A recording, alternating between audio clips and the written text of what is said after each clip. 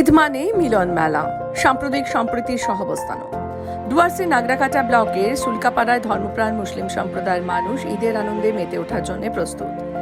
ঈদগাহ ময়দানকে সাজিয়ে তোলার কাজও প্রায় শেষ। সবকিছু ঠিকঠাক থাকলে আগামীকাল শনিবার ঈদের নামাজ আদায় হবে। স্থানীয় আঞ্জুমান সমিতির উদ্যোগেও সুলকাপাড়া মুসলিম সমাজ উন্নয়ন কমিটির সহযোগিতায় ডুয়ার্সের অন্যতম বৃহৎ এই নামাজ আদায়ের আসরটি বসবে।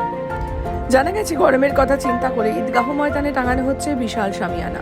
এলাকাটি 8টি মসজিদের অন্তত 10,000 ইসলাম ধর্মাবলম্বী মানুষ এখানে খুশির ঈদের নামাজে আদায় হবে। একটা সময় ভুটান থেকে অনেকে সুলকাপাড়ায় ঈদের নামাজে অংশ নিতে আসতেন। সুলকাপাড়া মুসলিম সমাজ উন্নয়ন কমিটি সূত্রে জানা গেছে, এলাকার বেশিরভাগ মানুষই দুস্থ। তবুও প্রত্যেকের সহযোগিতায় ফি বছরের মতন এবারও এই সম্প্রীতির ঈদ পালিত হবে। নানা জাতীয় ধর্মের মানুষকেও ঈদের আনন্দে সামিল করার জন্য নিমন্ত্রণ করা হয়েছে। এটাই ডুয়ার্সের ঐতিহ্য।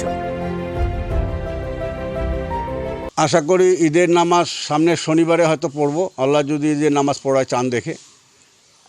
তো আমাদের মুসলিম সমাজ উন্নয়ন কমিটির তরফ থেকে আমাদের ঈদগায় প্যান্ডেল হচ্ছে এবং প্রতি বছরে আমরা মুসলিম সমাজ উন্নয়ন কমিটি থেকে প্যান্ডেল করি, আশা করি।